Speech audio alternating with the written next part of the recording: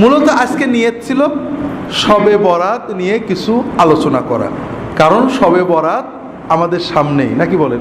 শবে বরাত সামনে না? বরাত মানে কি? ভাগ্য। আমাদের সামনে ভাগ্য। আমার নানি রাহিমাহুল্লাহ রাহমাতান ওয়াসিআ ছোটবেলায় গল্প করতেন, চুটকি আর কি। এক কানা অন্ধ ফকির রাস্তা দিয়ে যাচ্ছে, সামনে একটা গর্ত আছে, তো বাচ্চারা পাশে যে ফকির ফকির বাবা সামনে খানা। আমি আজকে মসজিদে বলছিলাম সামনে খানা, তো ফকির মনে করছে খানা মানে মেজবানি, বলে বাবা বরাত, বাবা বরাত, বাবা ভাগ্যটা আজকে ভালো। এখন ওই বলতে বলতে গর্তের ভিতর পড়ে গেছে বেচারা। আসলে বরাত মানে কি? ভাগ্য। এই ভাগ্য থেকে যত দুর্ভাগ্য। আমরা শবে বরাত সুন্নত, সুন্নতের আলোকে আমরা ঝগড়া দরকার নেই। কোন হুজুর কি করেছেন, আলহামদুলিল্লাহ সব হুজুর ভালো। আমরা রাসূলুল্লাহ সাল্লাল্লাহু আলাইহি ওয়াসাল্লাম কি করেছেন, সাহাবীরা কি করেছেন, এটা আমরা যাচাই করার চেষ্টা করি। আপনাদেরকে গত বছরও হয়তো বলছি, মনে নেই, যেহেতু বছরগুলো প্রসঙ্গ আসে আমরা সংক্ষেপে হলেও জানতে হবে। আর আমার একটা বই আছে কোরআন সুন্নাহর আলোকে শবে বরাত, তাহলে আপনারা নিয়ে যাবেন, যেহেতু শবে বরাত সামনে, বইটা নিয়ে যেতে পারেন। এর ভিতরে হাদিস, কোরআন, তাফসির, ফুকাহাদের মতামত সবই আছে। মুখতাসার হলো, প্রথমত আমরা এখানে সুন্নাত শিখতে আসছি, ঠিক না? সুন্নাত নবীজির সব কিছু। নবীজি যেভাবে বসতেন সেভাবে বসা কি? যেভাবে হাঁটতেন সেভাবে হাঁটা কি? যে শব্দ ব্যবহার করতেন সেটা ব্যবহার করাও সুন্নত। শবে বরাত শব্দ নবীজি ব্যবহার করেননি, সাহাবীরা করেননি, তাবেঈনরা করেননি। এটা প্রায় 500 বছর পরে তৈরি হয়েছে। আমরা আজকে কেন্দ্রীয় মসজিদে আলোচনা করছি। রাসূলুল্লাহ সাল্লাল্লাহু আলাইহি ওয়াসাল্লাম যে পরিভাষা ব্যবহার করেছেন সেটা কি? লাইলাতুন নিসফে মিন শাবান, মধ্য শাবানের রাত। আমরা চেষ্টা করব এই সুন্নতটাকে জিন্দা করার। শবে বরাত নাজায়েজ না, শবে বরাত বলা নাজায়েজ না, কিন্তু নিসফে শাবানের রাত বলা, মধ্য শাবানের রাত বলাটা সুন্নত। আমি বললাম কোরআন হাদিসে শবে বরাত বলে কিছু নেই, কারণ শবে বরাত শব্দ নেই। হয়তো আমি একটু পরেই বলবো যে শবে বরাতের রাত্রে আপনারা এই আমল করতে পারেন, আমি আবার শবে বরাত বললাম, তাহলে বোঝা গেল আমার কন্ট্রাডিকশন। একবার বলছি কোরআন হাদিসে নেই, আবার বলছি শবে বরাতে আমল করবেন। আসলে আমরা বলতে যাচ্ছি শবে বরাত পরিভাষাটা ব্যবহার করা কোরআন হাদিসের দিন না, এটা বললে সওয়াব হবে, এটা কোনো দিন না। তবে সমাজে প্রচলন হয়ে গেছে, আমরা অনেক সময় নামাজ বলি, অনেক সময় সালাত বলি, আমরা অনেক সময় রোজা বলি, অনেক সময় সিয়াম বলি। সিয়াম, সালাত এগুলো ইসলামী পরিভাষা। রোজা, নামাজ এগুলো সিয়াম বা সালাতের তর্জমা না, এগুলো আরেকটা পরিভাষা, ফার্সি পরিভাষা, যেটা আমাদের সমাজে আছে। তারপরেও এটার অর্থ আমরা বুঝি সালাত, এটা বলাতে কোনো দোষ নেই। নামাজ বললে, রোজা বললে কোনো দোষ হবে না, কারণ আমরা সবাই বুঝি নামাজ বলতে মুসলমানদের এই সালাত সিস্টেম বোঝানো হচ্ছে। আবার অনেক বিষয় আছে যেটা আরও দূরে, যেমন আমরা অনেক ঝগড়া করি, আমার বিরুদ্ধে সবারই অভিযোগ, আমি মাঝে মাঝে বলি কোরআন হাদিসে পীর বলে কিছু নেই। আবার আরেক জায়গায় বলছি অমুক পীর সাহেব, আমাদের পীর সাহেব এটা বলেছেন। এই দেখো আব্দুল্লাহ জাহাঙ্গীর খালি কন্ট্রাডিক্টরি কথা বলে, একবার বলছে কোরআন হাদিসে পীর বলে কিছু নেই, আর বলছে আমাদের পীর সাহেব এটা বলেছেন। বিষয়টা ওরকম না। আপনি কথাটা শেষ পর্যন্ত শুনলে কি আছে বুঝবেন। আমি বলবো কোরআন হাদিসে নামাজ নেই কিন্তু সালাত তো আছে, রোজা নেই কিন্তু সিয়াম আছে। এখানে আরেকটু দূরত্ব আছে। এখানে পীর কথাটা ফার্সি, এটা আরবি হলো শেখ। কোরআন হাদিসে পীরও নেই, শেখও নেই, অর্থাৎ ফার্সিটাও নেই, আরবিটাও নেই। নামাজের ফার্সি নেই, আরবিটা আছে। রোজার ফার্সি নেই, আরবিটা আছে। কিন্তু পীরের ফার্সিও নেই, আরবিও নেই, কিন্তু আছে। এটার একটা মূল সুন্নত কনসেপশন আছে, সেটা হলো সোহবত সাহেব। সাথী, সাহচর্য। নেককারদের সাহচর্য কোরআন সুন্নাহ নির্দেশিত একটা ভালো আমল। আপনি মসজিদে নামাজ পড়েন, নেককারদের সাথে মেশেন, এটাও সহবত। ইমাম সাহেবের সাথে মহব্বত রাখেন, আলেমদের, এটাও সহবত। আবার নেককার ভালো যারা সত্যি নেককার, আল্লাহর ভয় আছে, আল্লাহ বলেছেন কুনু মা সাদিকিন, যাদের ইমানের সত্য, লা ইলাহা বলাই সত্য, শিরিক করে না, মুহাম্মদ রাসূলুল্লাহ বলাই সত্য, বিদআত করে না, আমানতু বিল্লাহ বলাই সত্য, সুন্নত মতো আমল করে, তাকওয়াই সত্য, বউয়ের সাথে কথা বলাই সত্য, সমাজে মানে যাদের ভিতরে সত্য প্রতিভাত, যাদের কথা আল্লাহ কোরআনে সূরা বাকারায় বলেছেন সাদেকিন কারা, ইমানের সত্য, জিহাদের সত্য, তাকওয়াই সত্য, সালাত কায়েম করে, অর্থ ব্যয় করে, জাকাত দেয়, সবর করে, এই কোয়ালিটিগুলো যাদের ভিতরে আছে, এই ধরনের সাদেকিন মুত্তাকিন মানুষদের সাথে সহবতে যাওয়া, বসা, সময় দেওয়া, এটা আমাদের জন্য খুবই উপকারী। এটাই পরিবর্তন করে পীর মুরিদি সিস্টেম হয়েছিল, এখান থেকে অনেক শিরিক কুফর বেদাত ঢুকেছে। আবার এটার মাধ্যমে দিন প্রচার হয়েছে। একসময় তাতার যুগের পরে মানুষেরা এই জাতীয় সহবতের মাধ্যমেই দিন শিখত। এটার ভালো মন্দ আছে, কিন্তু যেটা আমরা বলতে চাচ্ছিলাম সেটা হলো, একটা হলো কোরআনে ফার্সি নেই, আরবি আছে, যেমন নামাজ নেই, সালাত আছে, কি বলে রোজা নেই, সিয়াম আছে। আর কিছু জিনিস আছে আরবিও নেই, ফার্সিও নেই, কিন্তু মাফহুমটা আছে, যেমন পীরও নেই, শাইখও নেই, কিন্তু সাহেব আছে। ঠিক শবে বরাতও নেই, লাইলাতুল বারাতও নেই। শবে বরাত কি? ফার্সি। আরবি কি? লাইলাতুল বারাত। কোরআনে হাদিসে সাহাবীদের কথায় শবে বরাত নেই, মানে ফার্সি নেই, লাইলাতুল বারাতও নেই। কি আছে? লাইলাতুল নিসফ মিন শাবান আছে। কাজেই আমরা শবে বরাত বা লাইলাতুল বরাত না বলে যদি নিসফে শাবান, মধ্য শাবানের রাত বলি, ভালো হয় না খারাপ হয়? এখানে একটু ইমানটা নাড়াচাড়া করে দেখেন, আপনি নিজেই বুঝতে পারবেন ইমানের হালতটা কি। আপনি একটা তথ্য জানলেন যে রাসূলুল্লাহ সাল্লাল্লাহু আলাইহি ওয়াসাল্লাম জীবনে লাইলাতুল বারাত শব্দটা বলেননি, কিন্তু নিসফে শাবান শব্দটা বলেছেন, অনেকবারই বলেছেন, অনেকগুলো হাদিস আছে। সাহাবীরা বলেননি, তাবেঈনরা বলেননি। এই পরিভাষাটা 500 বছর পরে জন্ম, এটা বলাই কোনো দোষ নেই। কিন্তু আমি যদি নিসফে শাবানের রাত বলি, মধ্য শাবানের রাত বলি, তাহলে রাসূলুল্লাহ সাল্লাল্লাহু আলাইহি ওয়াসাল্লামের কথা মুখ দিয়ে উচ্চারণ করা হয়। আর বরাতের রাত বলি, শবে বরাত বলি, তাহলে এটা হয় না। এখন আমি কোনটা বলবো? কোনটা বললে আমার ধর্মীয় অনুভূতিটা মানে শক্ত হচ্ছে? এখানে 3 শ্রেণীর মানুষ পাওয়া যাবে। কয় শ্রেণী? এক শ্রেণী বলবে আচ্ছা দেখি চেক করে, সবাই শবে বরাত বলে, আবার শুনছি নবীজি বলেননি, দেখি হাদিসে বা অন্তত সাহাবীদের যুগে শবে বরাত বা আরবি লাইলাতুল বারাতটা পাওয়া যায় কিনা, খুঁজে চেক টেক করে যদি পাই ভালো, নইলে শেষ নিসফে শাবান মেনে নিল। এই লোকটা ভালো কাজ করলো।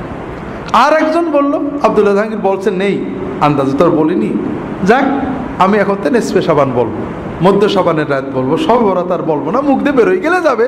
তবে নিসফে শাবান বললে একটু খুশি লাগে, আলহামদুলিল্লাহ আমার একটা সুন্নত শব্দ বললাম। শবে বরাত বেরিয়ে গেলে করে যাবে, অভ্যাস মতো বেরিয়ে গেছে, কি করা যাবে। এই লোকটা হালকা ভালো করলো, আগেরটা বেশি ভালো করলো, চেক করে যাচাই বাছাই করে নিল, এটা আমার উপর পূর্ণ আস্থা রাখলো, এটা ভালো না। সব কথা চেক টেক করে নেওয়া ভালো। তৃতীয় আর এক শ্রেণীর মানুষ, আপনি এই কথাটা, আমি নয়, আপনি কালকে এই কথাটা অনেকের কাছে বলবেন, আর এক শ্রেণীর মানুষ বলবেন হ্যাঁ এত লোকে বলে, কিছু বলে, সব কি নবীর মতো বলতে, এই যে আমরা রোজা বলি, নামাজ বলি, এন বলি, তেন বলি, এই বলি, সেই বলি, সব কি নবীর কায়দায় বলতে হবে নাকি?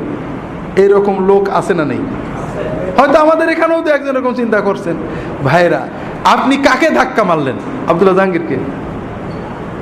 আপনি কোন জিনিসটাকে অচল বলে, মানব না বলে অবজ্ঞা ভরে ফেলে দিলেন? সেটা কি?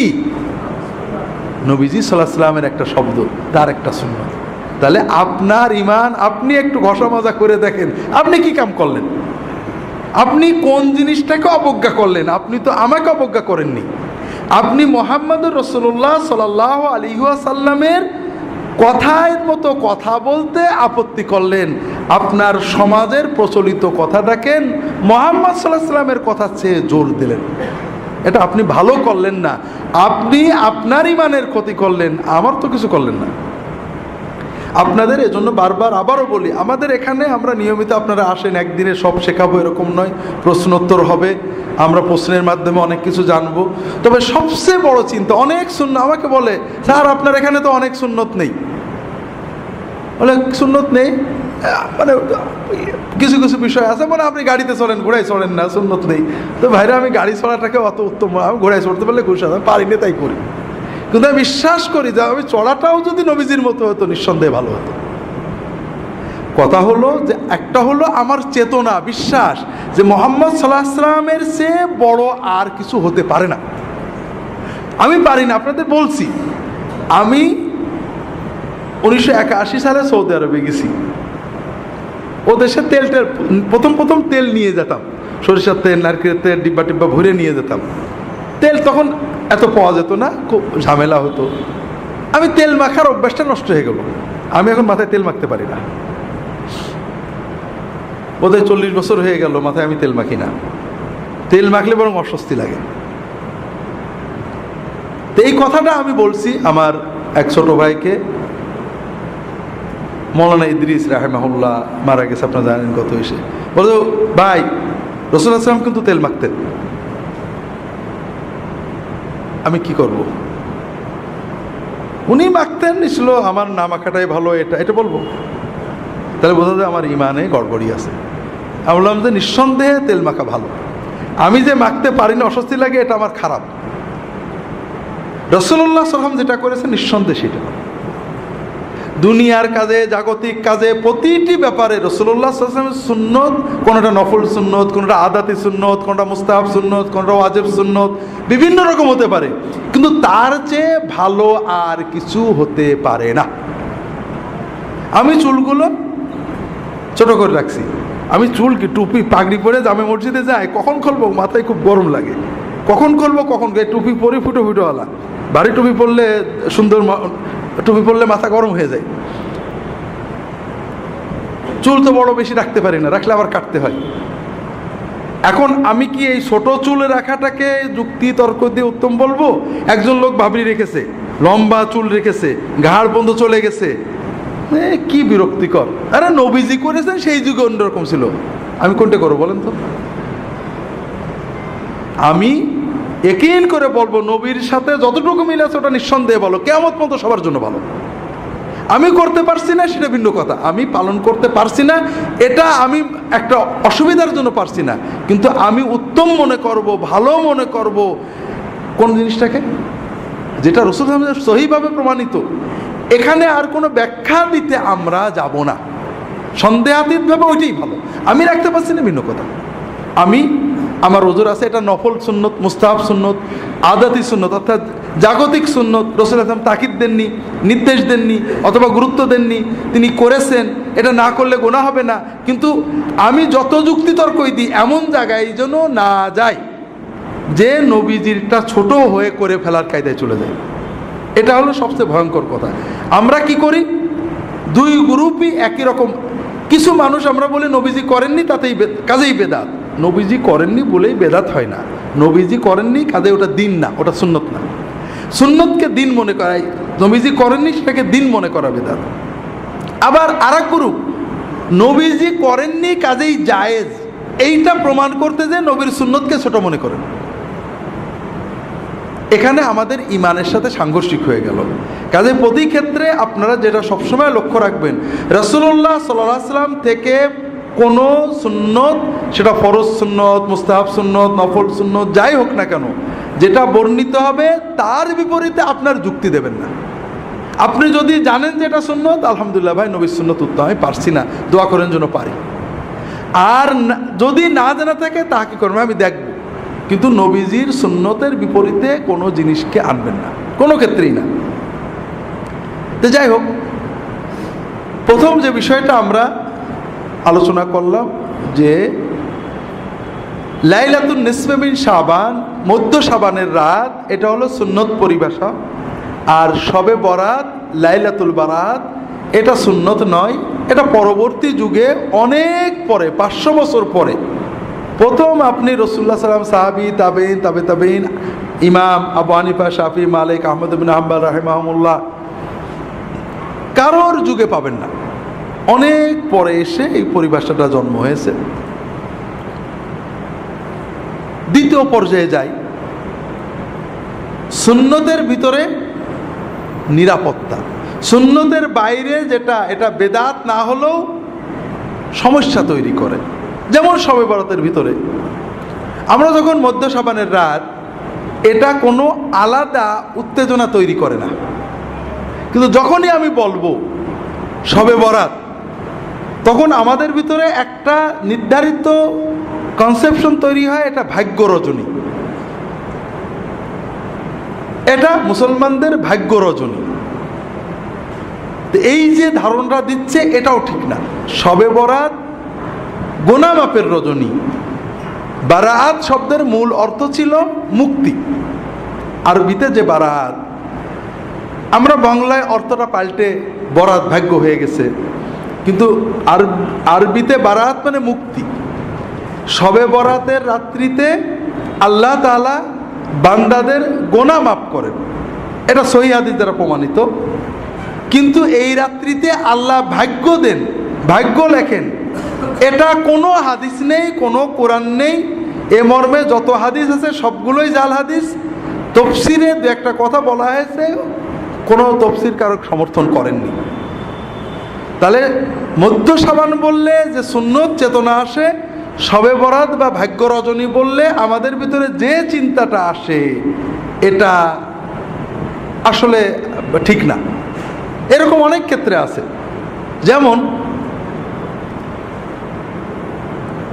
কোরআন হাদিসের পরিভাষা হলো ঈমান, আর তাবেঈনদের যুগ থেকেই, তাবেঈনদের যুগ থেকে পরিভাষা হলো আকীদা।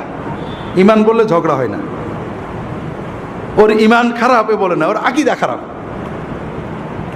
যদিও তাবেঈনদের যুগ থেকে আকীদা পরিভাষাটা ব্যবহার করা হচ্ছে, তারপরও ঈমান পরিভাষার ভিতরে যত প্রশস্ততা আকীদার ভিতরে তা নেই। তাসাউফ, তাজকিয়া, রাসূলুল্লাহ সাল্লাল্লাহু আলাইহি ওয়াসাল্লাম, সাহাবী, তাবেঈন, তাদের পরিভাষা ছিল তাজকিয়া, আত্মশুদ্ধি। আমরা বলি তাসাউফ। তাজকিয়া শব্দের ভিতরে যত প্রশস্ততা, উদারতা, সুন্নামুখিতা আছে, তাসাউফ বললে মনে হয় ভিন্ন কোনো একটা বোধহয় শাস্ত্র, এরকম মনে হয়।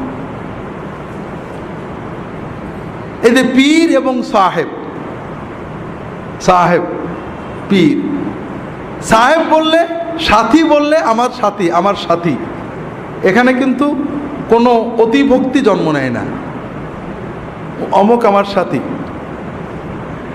সাথী বলার ভিতরে অতিভক্তির প্রাবল্য আসে না। যখনই পীর বললেন তখন মনে হলো একটা বিশেষ একটা চেতনা তার দিকে যাচ্ছে। আপনি কি? আমি আব্দুল্লাহ জাহাঙ্গীরের সাথী। আব্দুল্লাহ জাহাঙ্গীর কি? আমার সাথী। এটা খুব সিম্পল কথা। এটার ভিতরে সুন্নত আছে, এটার ভিতরে মহব্বত আছে, কিন্তু অতিভক্তির কিছু নেই। সুন্নতের বাইরে যাওয়ার দরজাটা বন্ধ হয়ে গেছে।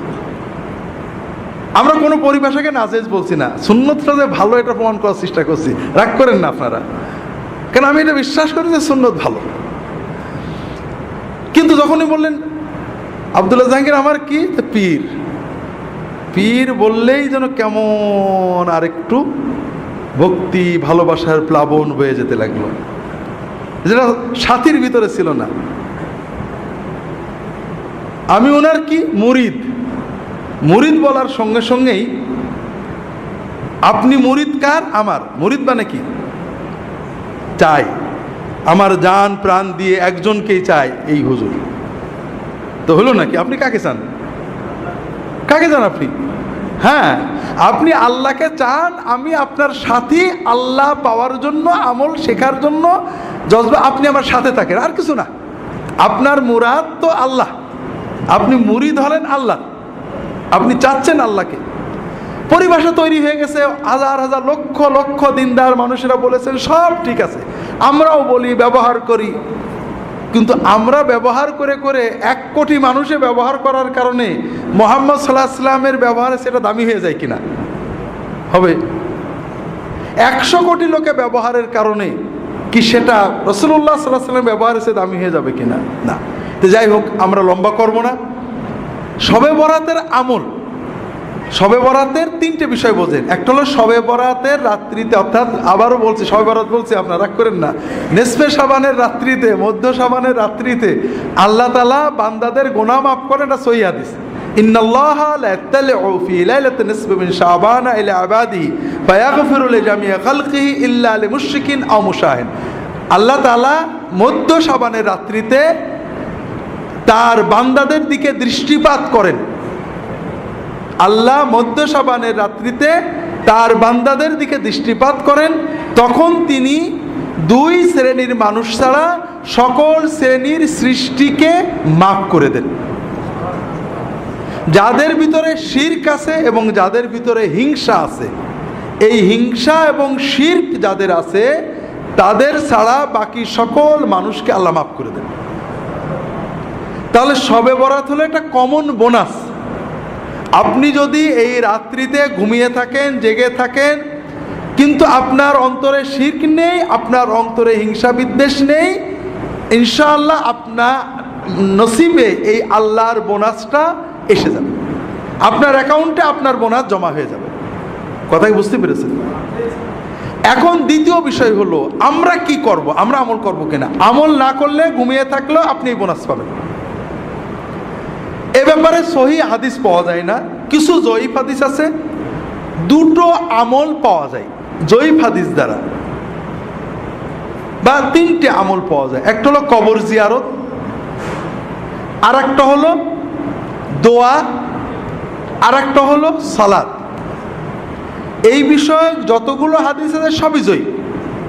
তবে যেহেতু এই রাত্রের ফজিলত সহিহ, এই রাত্রে কেউ যদি অন্যান্য রাতেও তাহাজ্জুদ পড়ে, এই রাত্রে একটু কিছু বেশি পড়েছে, অন্যান্য রাত্রেও দোয়া করে, এই রাত্রে বেশি করেছে, এটা অনেক আলেমই মুস্তাহাব, জায়েজ, বৈধ, সুন্নতের ভিতরে থাকবে বলে মত প্রকাশ করেছেন। আমরাও মনে করি যদি কেউ ব্যক্তিগতভাবে এই রাত্রিতে দোয়া করেন, এই রাত্রিতে আল্লাহর কাছে দোয়া করেন বা সাধারণ তাহাজ্জুদ পড়েন, কিয়ামুল লাইল করেন, এটা নাজায়েজ হবে না, ইনশাআল্লাহ বিদআত হবে না। 3টে কারণে। একটা হলো সুন্নত দ্বারা ফজিলত প্রমাণিত। এখানে জয়ীফ হাদিস দিয়ে কেউ আমল করলে এটা সরাসরি বেদাত বলা ঠিক না। তাবেঈদের যুগ থেকে কোন কোন তাবেঈ এই রাত্রে ইবাদত করেছেন। তবে এই রাত্রিতে ইবাদত মসজিদে যেয়ে করা, সমবেত করা, এটা সকল ইমাম হানাফি, শাফিঈ, মালিকি, হাম্বলি সবাই বেদাত বলেছেন, মাকরুহ বলেছেন। এটা নিয়ে কোনো মতভেদ নেই। এই রাত্রি ইবাদতের জন্য মসজিদে যাওয়া, দলবদ্ধ হওয়া, সুন্নত ইবাদতও দলবদ্ধ হয়ে করা, এটা বেদাত বলা হয়েছে এবং মাকরুহ বলা হয়েছে। হানাফি ফিকহের সব কিতাবেই পাবেন। তৃতীয় হলো এই রাত্রিতে ভাগ্য লেখা হয়, এই মর্মে যত কথা আছে সবই জাল কথা। চতুর্থ হলো এই রাতের পরের দিনে রোজা রাখা। আমাদের সমাজে প্রচলন আছে এই লাইলাতুন নিসফে মিন শাবানের পরের দিনে রোজা রাখার ব্যাপারে 2টো হাদিস আছে, 2টোই জাল পর্যায়ে।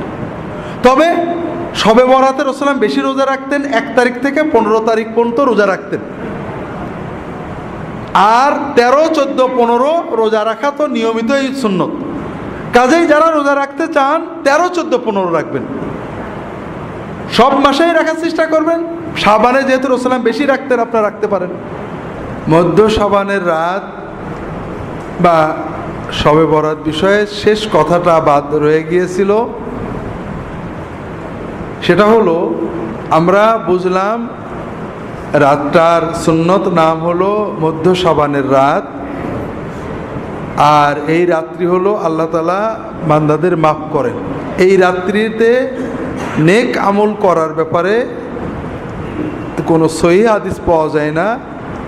আল্লাহর মাগফিরাতের সহিহ হাদিস আছে, তবে দোয়া করা, সালাত আদায় করা, কবর জিয়ারত করা, এ সকল বিষয়ে জয়ীফ হাদিস আছে। কেউ যদি এগুলো ব্যক্তিগত আমল করেন এটা সুন্নাহ বিরোধী নয়।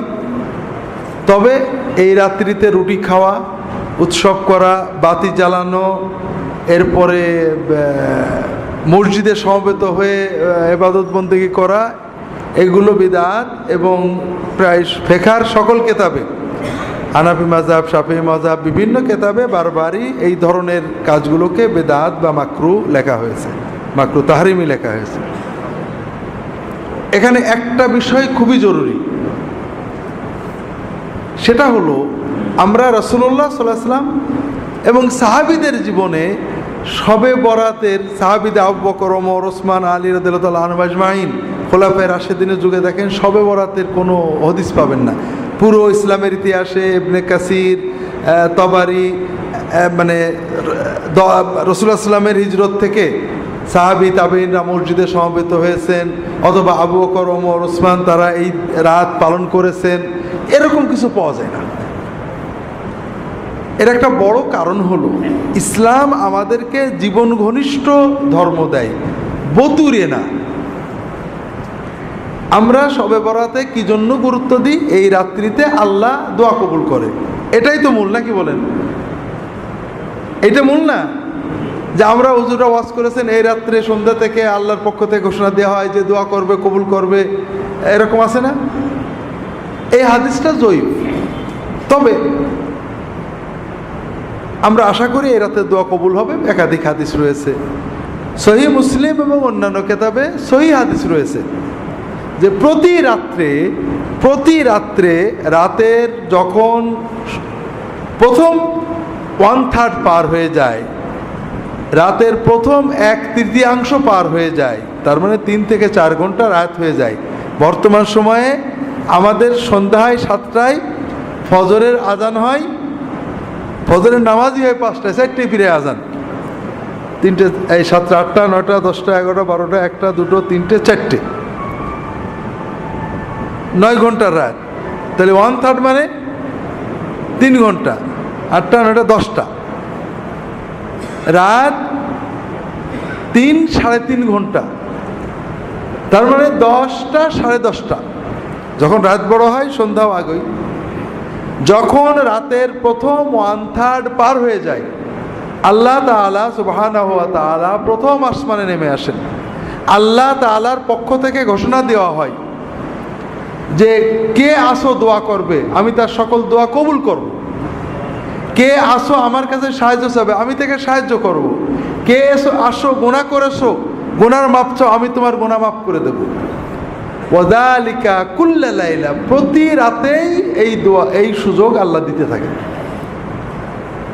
তাহলে আমরা যদি প্রতি রাতেই রাত 10টা, সাড়ে 10টা বেজে গেলে ঘুমানোর আগে 2-4 রাকাত নামাজ পড়ে আল্লাহর কাছে মন খুলে দোয়াটা করে শুই, তাহলে কিন্তু আমাদের প্রতি রাতই শবে বরাত হয়ে যায়। কথাটা কেমন বুঝতে পেরেছেন? আর এটা হলো ইসলামের মূল শিক্ষা, যে আপনি প্রতি রাতেই আল্লাহর কাছে কিছু চান, কারণ আপনি সারা বছরের চাওয়া একবারে চাওয়া যায় না ভাই। প্রতি রাতে আপনার নগদ যা আছে আল্লাহর কাছে চান, আল্লাহর কাছে মনের আবেগ জানান, আল্লাহ কবুল করবেন, আপনার জীবনটা আল্লাহমুখী হবে, আল্লাহর সাথে সম্পর্ক ঘনিষ্ঠ হবে। পাশাপাশি আলেম ওলামাদের সহবতে যেতে হবে, বইপত্র পড়তে হবে। আল্লাহ তাআলা তৌফিক দান করুন, আমিন।